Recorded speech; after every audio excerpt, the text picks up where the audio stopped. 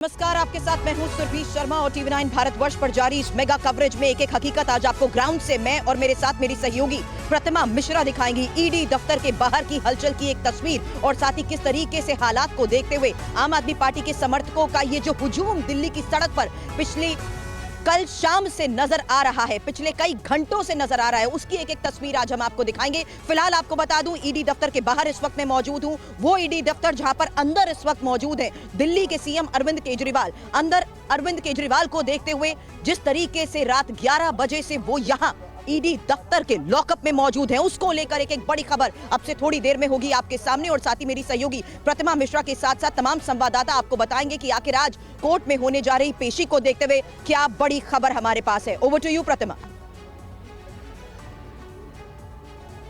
बिल्कुल, देखिए 141 दिन बाद पहले समन से 9वें समन के बीच 141 दिन बीत चुके थे जब अरविंद केजरीवाल को गिरफ्तार कर लिया गया। गुरुवार रात उन्हें गिरफ्तार किया गया। इस बीच बड़ी खबर भी बता दें, चूंकि ईडी दफ्तर पर हम मौजूद है, तस्वीरों के साथ बड़ी खबर आपके सामने। ईडी ऑफिस में कटी अरविंद केजरीवाल की रात। बता दें, कोर्ट में अरविंद केजरीवाल की आज पेशी होनी है, लेकिन ये महत्वपूर्ण तस्वीरें इस बीच आप तक हम पहुंचा रहे हैं। राउज एवेन्यू कोर्ट में अरविंद केजरीवाल की पेशी होनी है। कल रात ईडी ने उन्हें गिरफ्तार कर लिया था। उनके आवास पर 2 घंटे की पूछताछ के बाद 9:14 का वक्त बताया जा रहा है जब अरविंद केजरीवाल को गिरफ्तार कर लिया गया था और इसी ईडी दफ्तर में उन्हें रखा गया है। पूरी रात उनकी यहीं बीती है और आज उनकी कोर्ट में पेशी होनी है। तो इस वक्त की ये बड़ी खबर टीवी9 भारतवर्ष पर आपके सामने। कुल मिलाकर आप ये समझ लीजिए कि अरविंद केजरीवाल की मुसीबतें माना जा रहा है यहाँ से बढ़ने वाली है, क्योंकि उन्हें 1-2 नहीं बल्कि 9 समन ईडी की तरफ से भेजे गए थे ताकि वो आए और पूछताछ का हिस्सा बने, लेकिन ऐसा नहीं हुआ। हर बार उनकी तरफ से कोई ना कोई वजह दी गई पूछताछ में शामिल ना होने को लेकर, लेकिन इस बीच कल रात गुरुवार देर रात उनकी गिरफ्तारी कर ली गई और पूरी रात अरविंद केजरीवाल को इसी ईडी दफ्तर में रहना पड़ा। सुरभि, गिरफ्तारी के इस पूरे घटनाक्रम के बारे में प्रतिमा आपने बताया, लेकिन अब उसके बाद अरविंद केजरीवाल की गिरफ्तारी के बाद सवाल कई उठ रहे हैं। सवाल यह भी उठने लगा है कि क्या वो मुख्यमंत्री पद से इस्तीफा देंगे। हालांकि आम आदमी पार्टी और उसके मंत्री ये दावा कर रहे हैं कि अरविंद केजरीवाल जेल से ही सरकार चलाएंगे। क्या ऐसा मुमकिन हो पाएगा? और इस बीच बीजेपी इस पूरे मामले पर गिरफ्तारी के बाद किस तरीके से अरविंद केजरीवाल पर सवाल उठा रही है और कह रही है कि बुरे काम का बुरा नतीजा। अरविंद केजरीवाल सिर्फ एक इंसान नहीं है, अरविंद केजरीवाल एक विचार है। अगर आपको लगता है कि एक अरविंद केजरीवाल को गिरफ्तार करके आप इस विचार को खत्म कर सकते हो तो आपको गलत लगता है। हमने शुरू से स्पष्ट किया है कि अगर जरूरत पड़ेगी तो अरविंद केजरीवाल जी जेल से सरकार चलाएंगे। कोई भी ऐसा कानून नहीं है जो उन्हें जेल से सरकार चलाने से प्रोहिबिट करता है। बुरे काम का तो बुरा ही होगा अंजाम।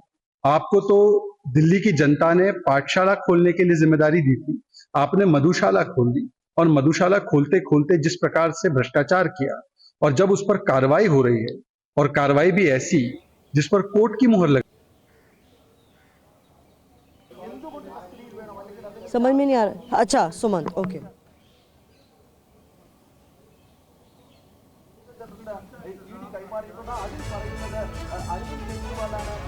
और इस बीच लगातार आपको बता दें कि एनफोर्समेंट डायरेक्टोरेट ऑफिस के बाहर से मैं और प्रतिमा इस वक्त आपको ये सीधी तस्वीर तो जरूर दिखा रहे हैं, लेकिन बीजेपी दफ्तर का रुख करते हैं। हमारे सहयोगी सुमंत इस वक्त हमें ज्वाइन कर चुके हैं। सुमंत, सबसे पहले सीधी तस्वीरें दिखाएं और हालात के बारे में बताएं, क्योंकि लगातार सवाल उठाए जा रहे हैं और बीजेपी भी बहुत आक्रामक है। अब बिल्कुल सुरभि, बीजेपी मुख्यालय जिस रोड पे है दिल्ली में, दीनदयाल उपाध्याय मार्ग पे, इस वक्त मैं सीधी तस्वीरें आपको दिखाऊं कि कितनी कड़ी सुरक्षा व्यवस्था कर दी गई है। आईटीओ से लेके और मिंटो रोड तक इस पूरे रास्ते को ब्लॉक कर दिया गया है। जगह जगह बैरिकेड्स लगा दिए गए हैं। ये देखिए दूसरी तस्वीरें, जितने भी कनेक्टिंग रोड हैं जो दीनदयाल उपाध्याय मार्ग की तरफ आ रही है, सभी सड़क को बंद कर दिया गया है। लोगों को यहां से लौटाया जा रहा है।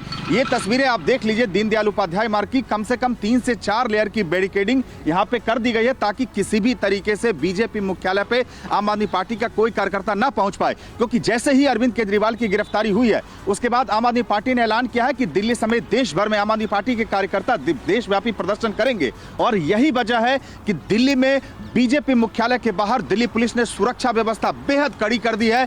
कई लेयर्स की बैरिकेडिंग्स लगा दी गई है ताकि किसी भी तरीके से यहां पे कोई प्रोटेस्ट ना हो पाए। तो ये चाक चौबंद सुरक्षा व्यवस्था फिलहाल दिल्ली में बीजेपी के दफ्तर के बाहर साफ तौर से दिख रही है, ताकि किसी भी तरह के अगर जो आशंका जताई जा रही है कि अगर आज दिन में जो आम आदमी पार्टी के कार्यकर्ता हैं सड़कों पे उतर सकते हैं, प्रदर्शन का कॉल लिया गया है, इसी के मद्देनजर जबरदस्त सुरक्षा व्यवस्था फिलहाल दीनदयाल उपाध्याय मार्ग पर बीजेपी दफ्तर के 1 किलोमीटर के दायरे में सुरक्षा व्यवस्था इतनी कड़ी कर दी गई है कि किसी भी व्यक्ति या कोई भी आम आदमी पार्टी के कार्यकर्ता के या नेता के लिए भी यहां पे आना आसान नहीं। आप देख सकते हैं दिल्ली के सबसे व्यस्ततम सड़कों में से एक है ये सुरभि। आईटीओ से सीधे कनॉट प्लेस को जोड़ता है, पूर्वी दिल्ली हो गाजियाबाद से लोग सीधे सेंट्रल दिल्ली की तरफ इस रास्ते को कनेक्ट करते हैं। आप देखिए कि किस तरह से ये सड़क पूरी तरह से आपको सुनसान दिखाई देगी, सिर्फ और सिर्फ पैदल कुछ लोग चलते हुए नजर आएंगे और यहाँ पे बैरिकेड्स लगाए गए हैं। तो ये इस वक्त की तस्वीरें फिलहाल दीनदयाल उपाध्याय मार्ग से बीजेपी दफ्तर के बाहर की है, लेकिन निश्चित रूप से जिस तरह से सुरभि गिरफ्तारी हुई, हमारे सहयोगी बीजेपी दफ्तर के बाहर से जो तस्वीर दिखा रहे हैं प्रतिमा इंपॉर्टेंट इस बीच ये भी है कि बीजेपी बार बार यही साफ तौर पर कह रही है कि बुरे काम का बुरा नतीजा, और ऐसा तो होना ही था क्योंकि तमाम सबूत अरविंद केजरीवाल के खिलाफ हैं। प्रतिमा जी बिल्कुल सुरभि, और इसको लेकर सियासत किस तरीके से शुरू हुई है ये भी अपने दर्शकों को टीवी 9 भारतवर्ष लगातार बता रहा है। अरविंद केजरीवाल को गिरफ्तार करते ही तमाम पॉलिटिकल रिएक्शंस आने लगे, यहां तक कि प्रियंका गांधी वाड्रा ने बाकायदा सोशल मीडिया एक्स पर जाकर उनकी गिरफ्तारी का विरोध किया है। राहुल गांधी हो, अशोक गहलोत हो, लालू यादव हो, तेजस्वी यादव हो, ये तमाम विपक्ष के वो नेता हैं जिन्होंने कहा है कि गिरफ्तारी के खिलाफ वो आवाज उठाएंगे और साथ ही साथ इस पूरे जो अभी घटनाक्रम हो रहा है उसका विरोध पुरजोर तरीके से किया जाएगा। कुल मिलाकर आम आदमी पार्टी की भी रणनीति साफ है, उनकी तरफ से ये तो कह दिया गया है कि अरविंद केजरीवाल मुख्यमंत्री बने रहेंगे और जेल से ही सरकार चलाएंगे। हमें याद है सुरभि कि पिछले साल दिसंबर महीने में मैं भी केजरीवाल नाम का अभियान आम आदमी पार्टी की ओर से चलाया गया था, जिसमें आम लोगों से ये राय बाकायदा ली गई थी सोशल मीडिया के जरिए कि वो बताएं कि अगर अरविंद केजरीवाल गिरफ्तार कर लिए जाते हैं तो क्या उन्हें जेल से सरकार चलानी चाहिए। और अरविंद केजरीवाल और तमाम लोगों को यही एक तरीके से रिएक्शंस के तौर पर हासिल हुआ था, जहां लोगों ने कहा था हाँ अगर वो जेल चले जाते हैं तो उन्हें जेल से ही सरकार चलानी चाहिए और हो सकता है आने वाले दिनों में ऐसी कोई तस्वीर हमें देखने को भी मिले। यही इस वक्त का सबसे बड़ा सवाल है, यही इस वक्त का सबसे बड़ा सवाल है कि क्या नियम के मुताबिक ये मुमकिन है। आम आदमी पार्टी बड़े दावे जरूर कर रही है, लेकिन इस वक्त की तस्वीर सीधे सबसे पहले एनफोर्समेंट डायरेक्टोरेट के उसी दफ्तर के बाहर से आपको दिखाना चाहूंगी, जहां कल रात 11 बजे से अरविंद केजरीवाल को लाया गया। अरविंदर सिंह लवली का क्या कहा गया ये भी आपको दिखाएंगे, लेकिन उससे पहले इस वक्त की ये सीधी तस्वीर टीवी 9 भारतवर्ष सुबह 7:15 बजे की वो तस्वीर आपको दिखा रहा है, जहां कल रात 11 बजे से अरविंद केजरीवाल ईडी दफ्तर के इसी लॉकअप में मौजूद है। और बड़ी खबर हमारे पास है कि अब से थोड़ी देर बाद 8 बजे का वक्त होगा जब अरविंद केजरीवाल से एक बार फिर से सवाल जवाब होंगे। बड़ी खबर आपको बता रही हूं, सुबह 8 बजे का वक्त, अब से थोड़ी देर बाद जब अरविंद केजरीवाल से एक बार फिर से होंगे सवाल जवाब। हालांकि कल रात उनकी कैसे बीती है, खबर यह सामने आई कि भले ही आरएमएल की टीम की तरफ से आकर उनका मेडिकल एग्जामिनेशन किया गया, लेकिन एक बार फिर से उनके ब्लड प्रेशर को मॉनिटर किया गया है, क्योंकि जाहिर सी बात है अरविंद केजरीवाल ठीक से यहां पर नहीं सो सके हैं। लेकिन इस बीच जिस तरीके के पॉलिटिकल रिएक्शन सामने आ रहे हैं, आपको अब हम दिखाते हैं अरविंदर सिंह लवली की तरफ से क्या कहा गया। आप एक पॉलिटिकल पार्टी के अकाउंट सीज कर देते हैं। प्रश्न इस बात का है कि देश में चुनाव चल रहे हो तो आप झारखंड के मुख्यमंत्री को उठा लेते हैं। प्रश्न ये है कि चुनाव चल रहे हो तो आप दिल्ली के चीफ मिनिस्टर को गिरफ्तार कर लेते हैं। टाइमिंग क्या है? देश के लोगों को देखना है। ऐसा पाकिस्तान में होता था, उनको देखना है कि देश का लोकतंत्र कहाँ जा रहा है। अरविंद केजरीवाल की गिरफ्तारी मैं समझता हूँ देश के न्याय के सुनहरी अक्षरों में लिखी जाएगी, और मैं ये ईश्वर से प्रार्थना करता हूँ कि उसको पूरी सज़ा मिलनी चाहिए, क्योंकि हजारों महिलाओं ने, हजारों आदमियों ने शराब के एवज़ में अपने घर को तबाह किया। उसका अगर किसी को श्रेय जाता है तो वो अरविंद केजरीवाल को जाता है। तो आज का दिन बहुत महत्वपूर्ण होने वाला। अरविंद केजरीवाल को गुरुवार रात गिरफ्तार कर लिया गया, उनकी रात इसी ईडी दफ्तर में बीती है और यहाँ पर तस्वीरें भी हम आपको दिखा रहे हैं। आपसे कुछ देर बाद कोर्ट में उनकी पेशी भी होनी है। कल गिरफ्तारी के बाद उनका मेडिकल कराया गया, लेकिन क्या कुछ और अपडेट्स इस पूरे मामले को लेकर सामने आ रहे हैं, उसके लिए एक बार फिर से हम स्टूडियो का रुख करेंगे, रवि के पास चलते हैं। बिल्कुल प्रतिमा, देखिए इस पर लगातार प्रतिक्रियाएं तो आ ही रही, वो हम दिखा भी रहे हैं, लेकिन आम आदमी पार्टी का इस बीच कहना है कि अरविंद केजरीवाल ही सीएम बने रहेंगे। कानून के मुताबिक केजरीवाल सीएम बने रह सकते हैं, लेकिन जेल जाने के बावजूद त्यागपत्र नहीं देने से राज्य सरकार में संवैधानिक संकट हो सकता है। यह भी है, कुछ सवाल हैं जिस पर गौर करना बेहद जरूरी है। सवाल नंबर 1, कि जेल से डे टू डे फंक्शन में हिस्सा लेकर कोई सरकार कैसे चला सकता है। इसकी वजह क्या है? जेल में कैदी के सारे विशेषाधिकार खत्म हो जाते हैं। जेल मैनुअल के हिसाब से सरकार चलाना संभव नजर नहीं आता, क्योंकि बार बार पार्टी के नेताओं की तरफ से कहा जा रहा है कि इस्तीफा नहीं देंगे केजरीवाल और जेल से ही यह सरकार चलाई जाएगी। अब केजरीवाल के सामने विकल्प क्या है, यह भी जान लीजिए, इसको भी समझ लीजिए। नंबर 1, पहला ऑप्शन, केजरीवाल सरकार चलाने के लिए विशेष अनुमति के लिए कोर्ट जा सकते हैं, पहली बात तो ये। और दूसरा, कोर्ट की अनुमति से ही किसी भी तरह की छूट संभव है, यानी कि अब कानूनी रास्ता, कोर्ट का रास्ता अपनाना होगा, जो भी आम आदमी पार्टी ऑप्शंस के तौर पर दे रही है इस गवर्नमेंट को चलाने का। और तीसरा, पीएमएलए कोर्ट से अपील खारिज होने पर ऊपरी अदालत में याचिका दायर की जाएगी अरविंद केजरीवाल या उनकी पार्टी की तरफ से। हालांकि अभी तक तो देश में जेल से सरकार चलाने की किसी को परमिशन नहीं मिली है, किसी को इजाजत नहीं मिली है। जेल से सरकार चलाने का कोई नियम नहीं है, कोई इस तरह के लीगल कॉन्सेप्ट या लीगल उदाहरण नहीं है। फिर भी अभी दावा किया जा रहा है कि अगर ऐसी स्थिति बनती है कि अरविंद केजरीवाल जेल में ही रहते हैं तो जेल से ही सरकार चलाई जाएगी और साथ ही वो सीएम पद पर बने रहेंगे, यानी जेल में भी होंगे तब भी वो मुख्यमंत्री पद नहीं छोड़ेंगे, वो पद पर बने रहेंगे।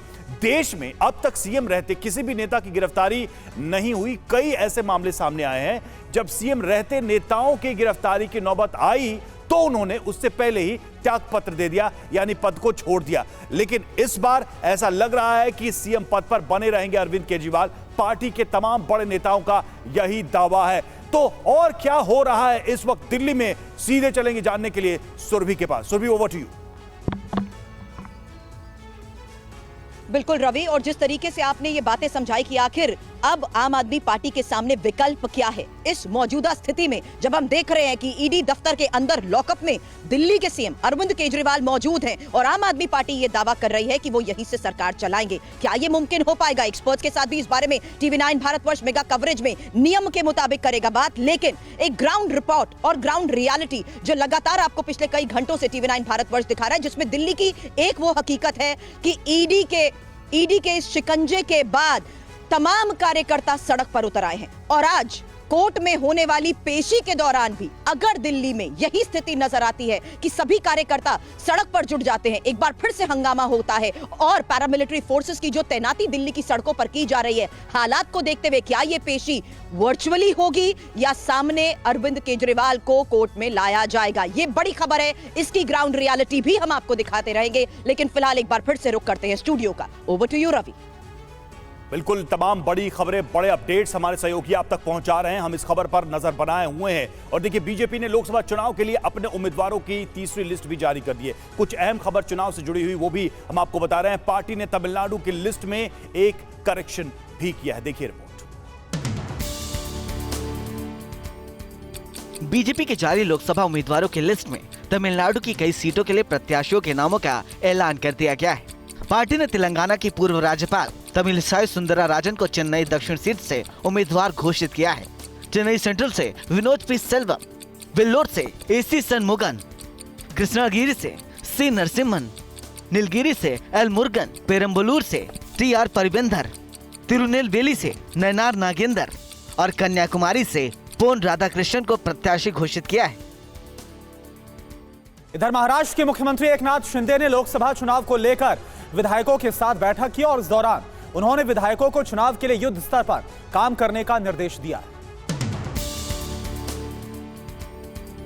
पीएम मोदी के एनडीए के 400 पार के संकल्प को पूरा करने के लिए महाराष्ट्र के सीएम एकनाथ शिंदे ने गुरुवार को कई घंटे तक विधायकों के साथ मंथन किया।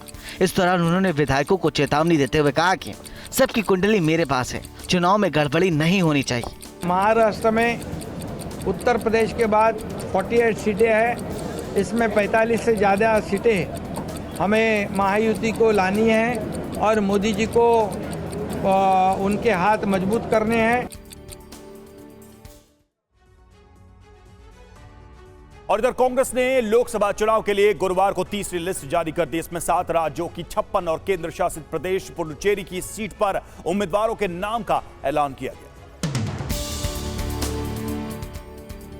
कांग्रेस ने अपनी तीसरी लिस्ट में अरुणाचल प्रदेश, गुजरात, कर्नाटक, महाराष्ट्र, राजस्थान, तेलंगाना, पश्चिम बंगाल और पौंडीचेरी की सीटों पर उम्मीदवारों के नामों का ऐलान किया है।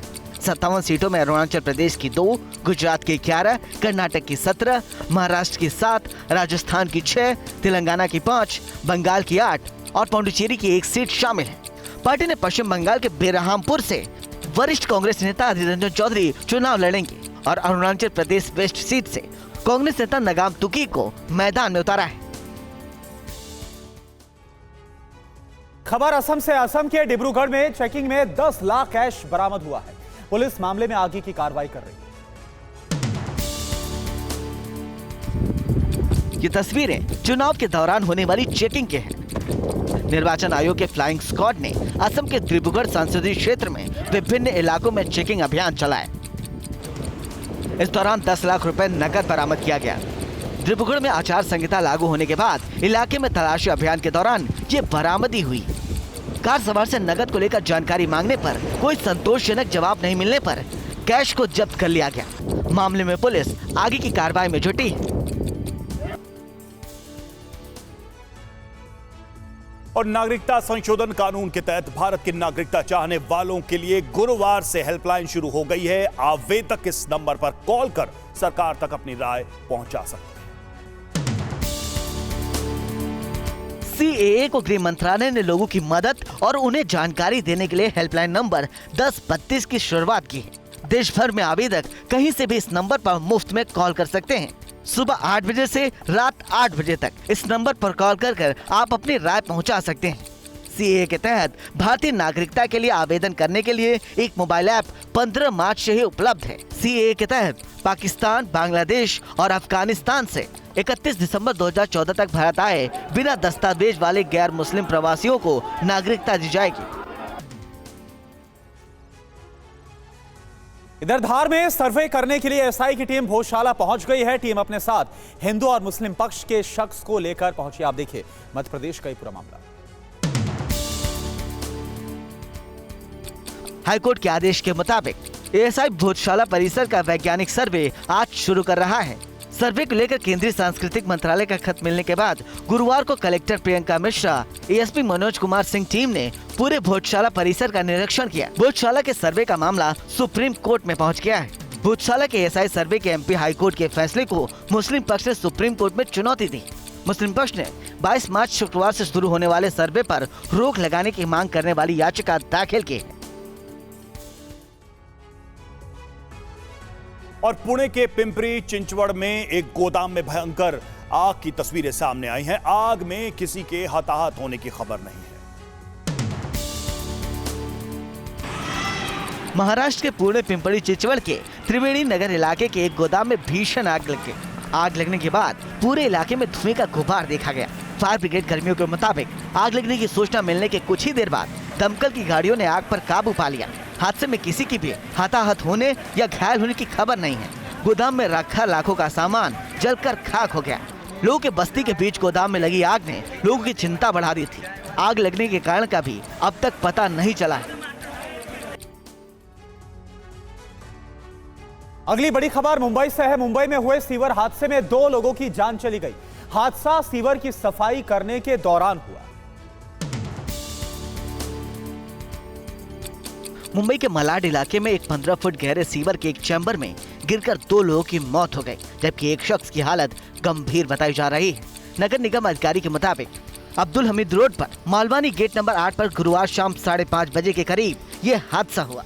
जान गंवाने वालों की पहचान सूरज केवट और विकास केवट के रूप में हुई। मालवाड़ी पुलिस का कहना है कि हादसा नाले की सफाई करने के दौरान हुआ। मृतक ठेके पर सफाई का काम करते थे। पुलिस ने दुर्घटनावश मौत का केस दर्ज कर मामले की जांच शुरू कर दी। और 50 किलोमीटर लंबी जम्मू कश्मीर की गुरेज तुलैल सड़क 1 महीने के बाद यातायात के लिए फिर से खुल गई है। बीआरओ इस पर बर्फ हटाने का अभियान चला रहा है। ये गुरेज के बर्फ हटाने की तरीके हैं, जहां कई फीट मोटी बर्फ की परत हटाई जा रही है। बीआरओ ने जम्मू कश्मीर के गुरेज में 50 किलोमीटर लंबी सड़क मार्ग को 1 महीने बाद फिर से यातायात के लिए खोल दिया है। ये सड़क पिछले महीने 15 फरवरी को कारगिल क्षेत्र में भारी बर्फबारी के बाद यातायात के लिए रोक दिया गया था। बर्फ के हटने के बाद स्थानीय लोगों को भी मदद मिलेगी। यातायात की बहाली से ताज़ा सब्जियों और आवश्यक वस्तुओं की आवाजाही शुरू हो गई है। इसके चलते रमजान के महीने में लोगों को उनकी जरूरत का सामान मिल सकेगा। और चंडीगढ़ में बीजेपी कार्यकर्ता प्रशासन के नेम प्लेट हटाने पर भड़क गए और प्रदर्शन किया। इस दौरान महिलाओं ने मेहंदी से अपने हाथ पर मैं भी मोदी का परिवार लिखवाया। चंडीगढ़ में ये बीजेपी नेताओं और कार्यकर्ताओं का प्रदर्शन है। मलोया इलाके में बीजेपी के महिला कार्यकर्ताओं और प्रदेश सचिव संजीव राणा ने जोरदार प्रदर्शन किया। इस दौरान महिला कार्यकर्ताओं ने अपने हाथों पर मेहंदी से मैं भी मोदी का परिवार लिखवाया। ये प्रदर्शन स्थानीय प्रशासन के उस फैसले के विरोध में किया गया जिसमें करीब 300 घरों के बाहर मैं भी मोदी का परिवार और बीजेपी के चुनाव चिन्ह दिखाते हुए लगाई गई नेम प्लेट्स को हटवाया था। और इस बीच बड़ी खबर आपको बताएं, कल होगी बीजेपी केंद्रीय चुनाव समिति की बैठक। बची हुई सीटों पर उम्मीदवारों के नाम तय होंगे। तीसरी लिस्ट में तमिलनाडु के 9 प्रत्याशी घोषित किए गए।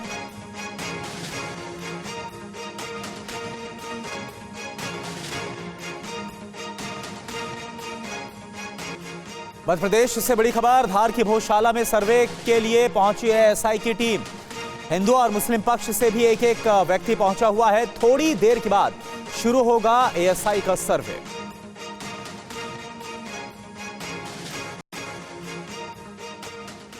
प्रधानमंत्री मोदी भूटान के दौरे पर रवाना हो गए हैं।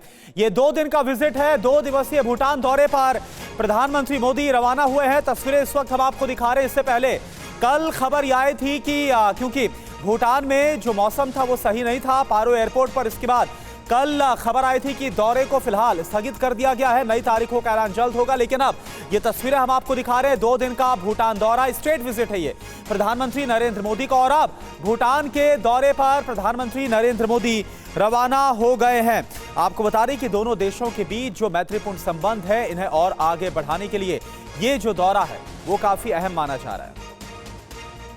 दिल्ली में ईडी दफ्तर के बाहर से आपके साथ मैं हूं सुरभि शर्मा, जहां TV9 भारतवर्ष पर इस मेगा कवरेज में ईडी दफ्तर से ही मेरे साथ मेरी सहयोगी प्रतिमा मिश्रा भी मौजूद हैं। हमारी मौजूदगी ईडी दफ्तर में इसलिए क्योंकि अरविंद केजरीवाल ईडी के इसी लॉकअप में मौजूद हैं और ईडी के कानूनी शिकंजे के तहत आज होने वाली इस पेशी को देखते हुए बड़ी खबरें और ग्राउंड रियलिटी होंगी आपके सामने, जिसमें प्रतिमा हमारी नजर रहेगी किस तरीके से गिरफ्तारी के खिलाफ और अरविंद केजरीवाल के खिलाफ हो रहे प्रदर्शन को देखते हुए बीजेपी एक बड़ी प्लानिंग के तहत बड़ा घेराव करने वाली है। क्योंकि बीजेपी मुख्यालय पर जिस तरीके से कार्यकर्ता एकजुट होंगे और साथ ही कोर्ट में पेशी से पहले आम आदमी पार्टी कार्यकर्ता जिस तरीके से कल रात से सड़क पर उग्र नजर आए हैं, क्या वैसी ही तस्वीर अब से थोड़ी देर बाद भी देखने को मिलेगी? बड़ा सवाल। प्रतिमा।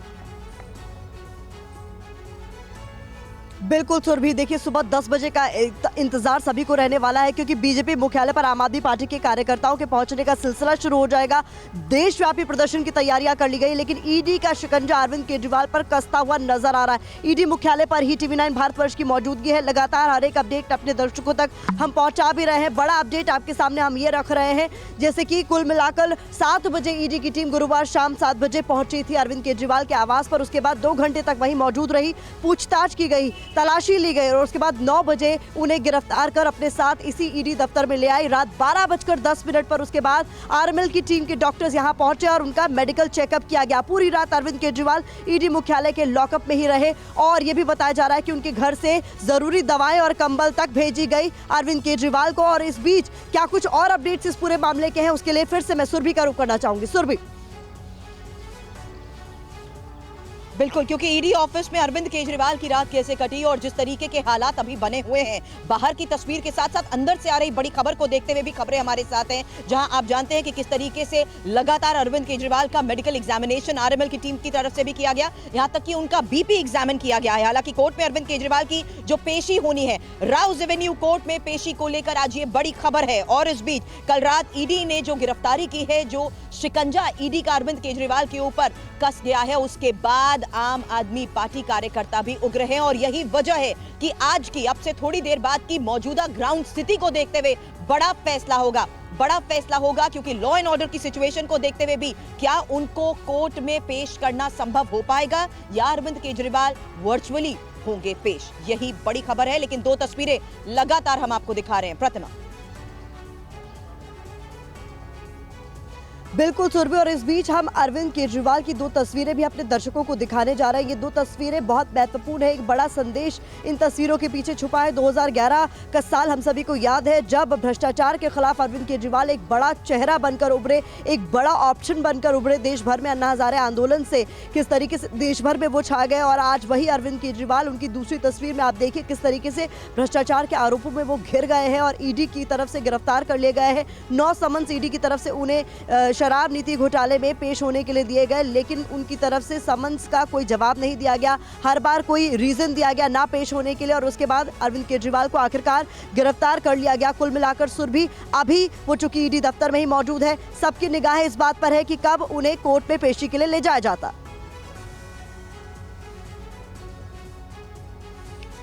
बिल्कुल, लेकिन जिस तरीके से अरविंद केजरीवाल की गिरफ्तारी के बाद रिएक्शन सामने आ रहे हैं, किस तरीके से सब इस गिरफ्तारी का विरोध करते हुए रिएक्ट कर रहे हैं और साथ ही किस तरीके से बीजेपी और ज्यादा हमलावर हो रही है, उसी को देखते हुए ये खास बात आप सुनिए। हम इस देश के संविधान की लड़ाई लड़ रहे हैं और हम इस देश के संविधान को बचाने के लिए लड़ाई लड़ते रहेंगे। लोकसभा चुनाव के जस्ट पहले, चुनाव की घोषणा होने के बाद इस प्रकार से दिल्ली के मुख्यमंत्री अरविंद केजरीवाल जी को गिरफ्तार करना सिर्फ एक चीज दिखाता है कि प्रधानमंत्री नरेंद्र मोदी जी अरविंद केजरीवाल जी से डरते हैं, वो लोकतंत्र को खत्म करना चाहते हैं, वो एक एक करके सभी विपक्ष के नेताओं को जेल में डालना चाहते हैं। ये बात दिल्ली की हर गली से निकल रही है कि दिल्ली के साथ जो धोखा किया अरविंद केजरीवाल जी ने, दिल्ली के साथ जो क्रूर मजाक किया, जो दिल्ली को लूटा अरविंद केजरीवाल ने, भ्रम का जाल फैलाकर सत्ता हथियाया और सत्ता हथियाने के बाद दिल्ली को लूटा, उस अरविंद केजरीवाल को दिल्ली के लोगों की हाय भी लगी है। तो अरविंद केजरीवाल की गिरफ्तारी का पुरजोर विरोध किया जा रहा है विपक्ष के नेताओं की तरफ से। बीजेपी हमलावर है, लेकिन आम आदमी पार्टी की रणनीति है कि सुबह 10 बजे से देशव्यापी प्रदर्शन की शुरुआत कर दी जाएगी, जिसके टारगेट पर बीजेपी मुख्यालय भी रहने वाला है। और कुछ महत्वपूर्ण जानकारियों के लिए रुक करेंगे एक बार फिर से स्टूडियो का।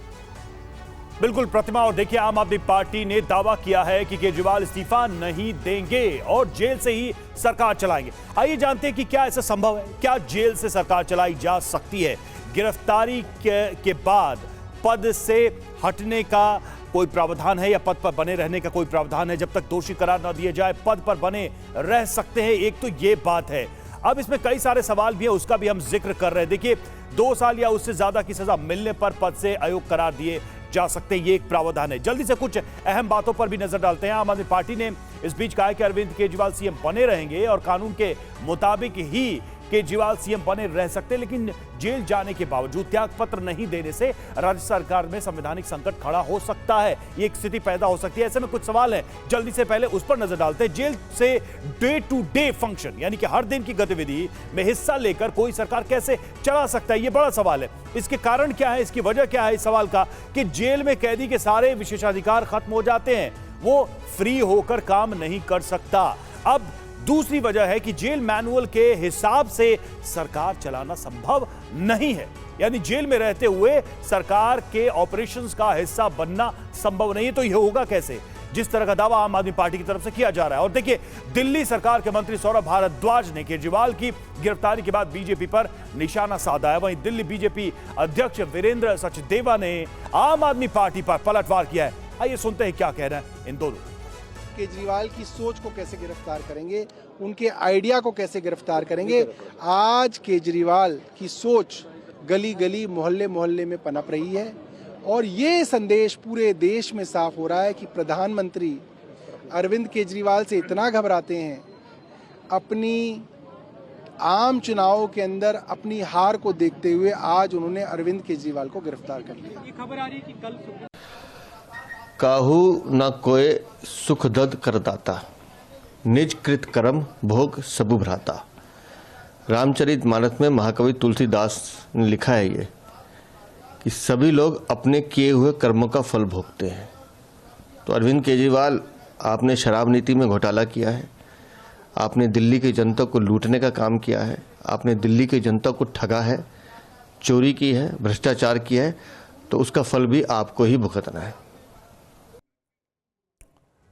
तो जैसा कि बार बार यह बात कही जा रही है आम आदमी पार्टी की तरफ से कि अरविंद केजरीवाल ही मुख्यमंत्री रहेंगे और जेल से ही सरकार चलाएंगे। देश में अब तक सीएम रहते किसी भी नेता की गिरफ्तारी नहीं हुई।